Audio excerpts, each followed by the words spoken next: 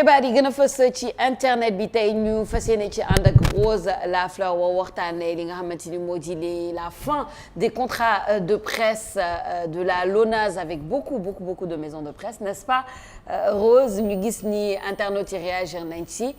Je t'écoute, nous t'écoutons. Ah oui.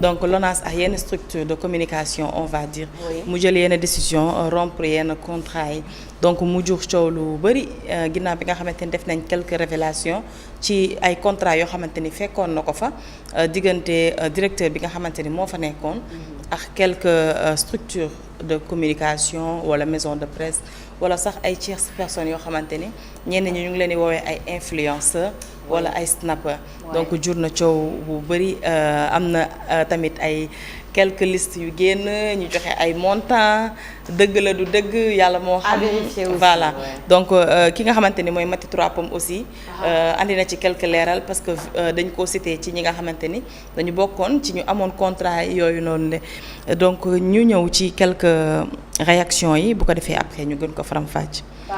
Ki nga xamante ni mooy Aïcha Fall moom lu mu wax mooy le directeur général de la loterie nationale sénégalaise muy LONASE monsieur Toussaint Manga a pris une décision majeure qui va à coup sûr rationaliser les finances.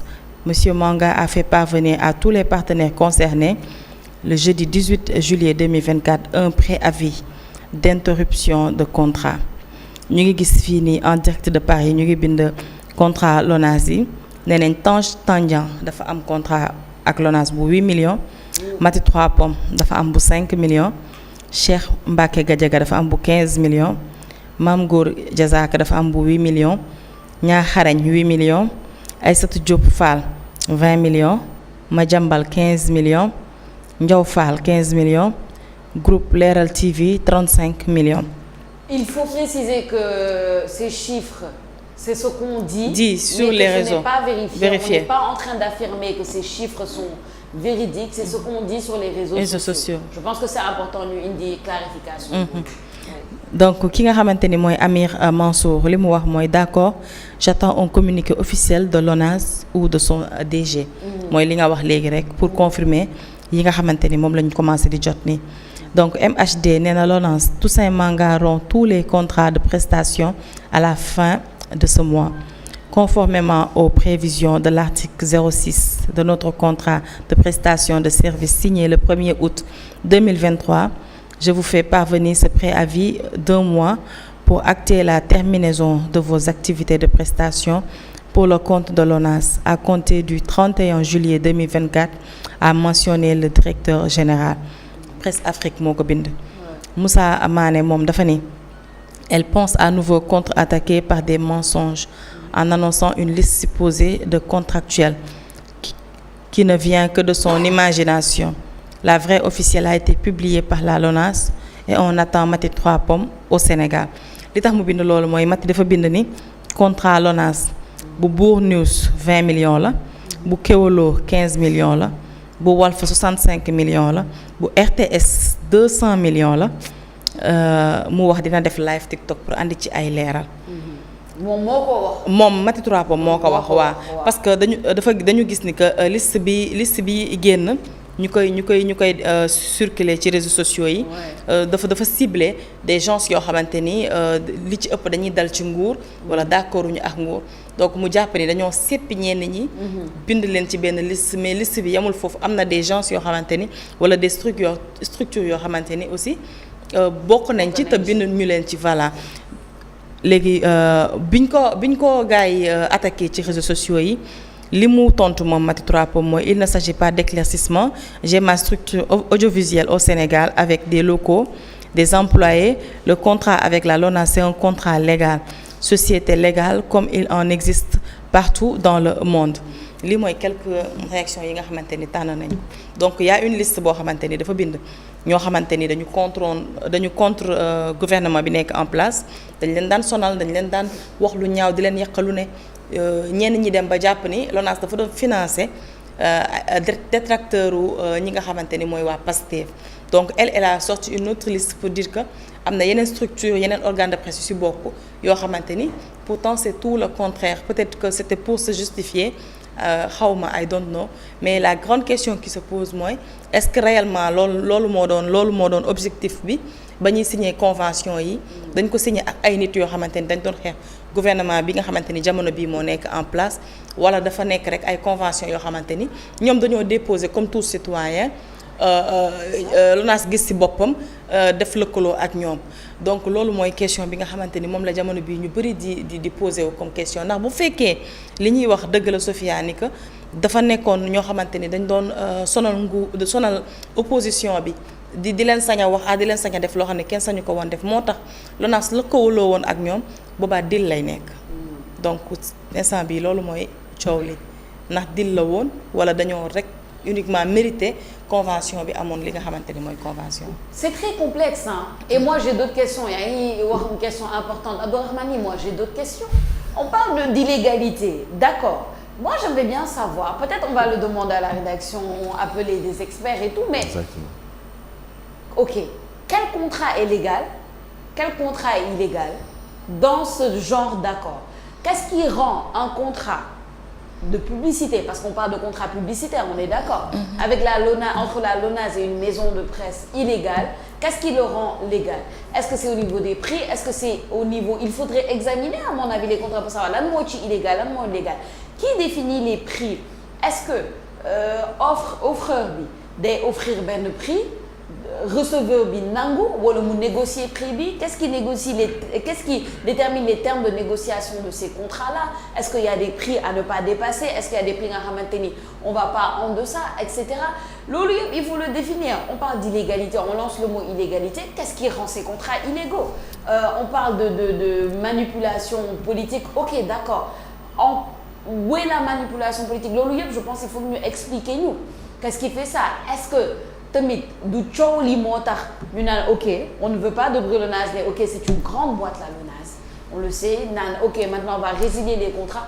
Man j'ai trop de questions Abdourahmane. Comme moi, je comprends pas. tout comme moi en fait, j'ai énormément de questions que j'ai envie de poser parce que yow pratiquement wax nga lépp man xam nga kan laa respecté nit ki nga xamante ne que da nga koy xoxatal di ko teg pression et cetera, mais malgré li nga koy xoxatal yëpp bu ñëwaatee da leen ne baal naa la xam nga ndax comprendre nga fi may waxee. Si bien sûr. mais en fait fayantoo amul sens. fayantoo da lay sonal. Aujourd'hui man xam nga lan laa comprendre également cette démarche là qui consiste à à rendre public que ni dañoo amoon contrat ak ñi on a décidé d'arrêter ça. Ce qui aurait été pertinent à mon sens toujours mooy yow ñi nga xamante ne ñoom nga seqaloon contrat mais demal wax ak ñoom directement, t'as pas besoin de rendre public ça en réalité. Man si sama yaakaar boobu. Sinon pour le reste par rapport ak légalité excuse-moi ak illégalité bi nga xamante ne ñoom ñi ngi koy wax la plupart du temps, mais contrat dañu koy waxtaanee. Ça se discute. Je comprends. C'est-à-dire dañuy nekk ci benn comment on appelle ça benn salle wala boog au téléphone mais ngeen waxtaanee contrat bi ku ci nekk trouver ci un peu li nga xamante ne que mooy avantage am et puis on signe on avance. Man loolu laa jàppee contrat. Mais aujourd'hui bu ñu demee ba ñuy publier rendre public benn contrat boo xamante ne que dafa lëkkale benn agence wala boog benn société nationale ak presse, moi j'ai envie de dire qu'il y a anguille sous roche. Il y a anguille sous roche et c'est pas vraiment jaru ko woon pour man ñu publier en fait nekk dañoo annuler yenn contrat yi et cetera, si sama gis-gis quoi. Je pense que il y a de la pression derrière en fait pour le fait de rendre ça public. Peut-être ça à cause de la pression qu'il y a derrière, peut-être que parce que les gens parlent de manipulation politique, les gens parlent de faveur, les gens parlent da ngeen ànd ak ñii. Quoi qu'il en soit, l'opinion publique décidera. Mais man li nga wax moo am solo parce que tout ça là c'est autour. Mais la vérité c'est que si on se concentre vraiment Rose, entreprise su la jëlee, on est tous des salariés. Da ngay dem waxtaan ak entreprise bi, ton salaire tu le négocies, tes tâches tu les négocies, les termes de ton contrat normalement ça se négocie. Ok, c'est quoi la différence entre ces négociations? Dans cette négociation là, il y a des barèmes. Maanaam il y a certains journalistes qui touchent tant, ça dépend de l'expérience, ça dépend des tâches que tu as, etc. yow nga xool foo féete et tu négocies ton salaire, tu négocies tes avantages, etc. Contrat négociation la. Maintenant, est-ce qu'il y a les chiffres paraissent exorbitants. Est-ce qu'il y a, je pose des questions pour savoir, est-ce que il y a quelque chose qui dit que waruñu dépasser tel montant? Comprendre je ne sais pas. Et puis il y a un autre truc dont je veux parler aussi rapidement, c'est ce nouveau travail d'influenceur. Les gens sont choqués. Mais Rose, en dehors de nos frontières, mais ils font une vie de ça. C'est un travail. C'est un travail, c'est-à-dire qu'ils ont réussi à capter une audience en ligne. Les compagnies Disney, c'est plus vendeur pour eux d'aller voir ces influenceurs-là, de leur soumettre des contrats, même que d'aller payer des publicités à la télé. Effectivement. Parce qu'ils ont vu que le rendement est plus fort. C'est un métier à part entière maintenant. Il faut qu'on intègre ça.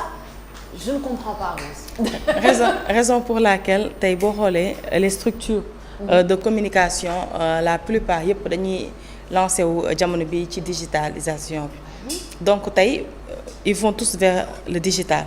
lan moo ko waral parce que les réseaux sociaux sont incontournables jamono bi donc ces influenceurs pour avoir de la visibilité mënoo leen tëb mënoo leen exclure c'est très important nga am leen sa wet parce que am na fooy toll pour fësal sa liggéey da ngay soxla publicité comme ni nga ko waxee mais publicité boobu noonu kenn gënul gaaw les influenceurs sur les réseaux tout le monde est connecté tout le monde a son téléphone H24 moo gën a gaaw beneen bi mooy Sophia gis nga man xam nga lan laa jàngatee fii